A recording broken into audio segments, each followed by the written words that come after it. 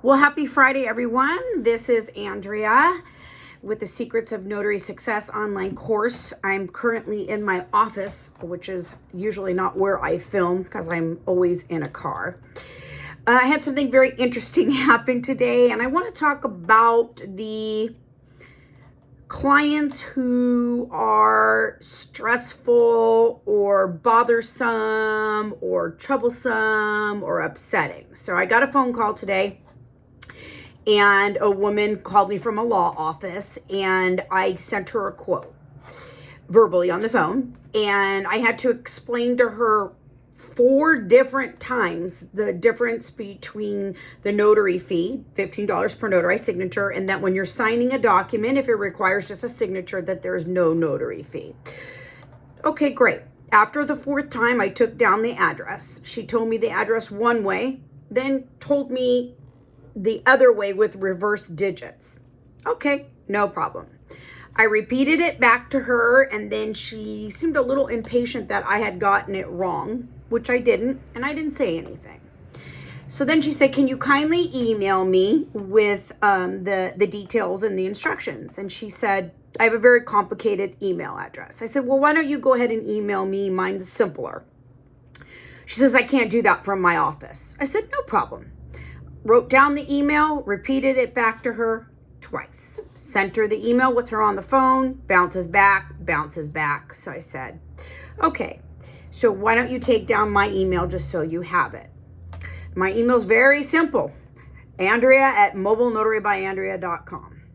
She then proceeded to tell me how complicated my email address was. Okay. So then I tried it from a different email address, my Gmail account. And it went through.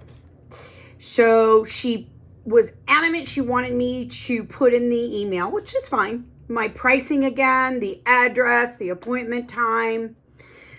Okay, so she finally gets it and mentions to me on the phone, well, if you would just be patient with me. And I said to her, no problem, I'm not an impatient person. So I think this is probably like the 5th error this woman has made in this conversation.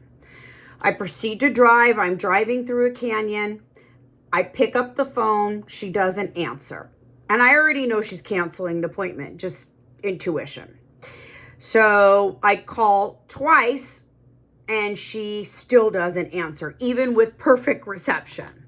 Then I get an email saying she's tried calling me several times and my line has been busy, which is impossible, by the way, because the trip through the canyon is 3 minutes. And she said she tried calling me many times throughout the hour.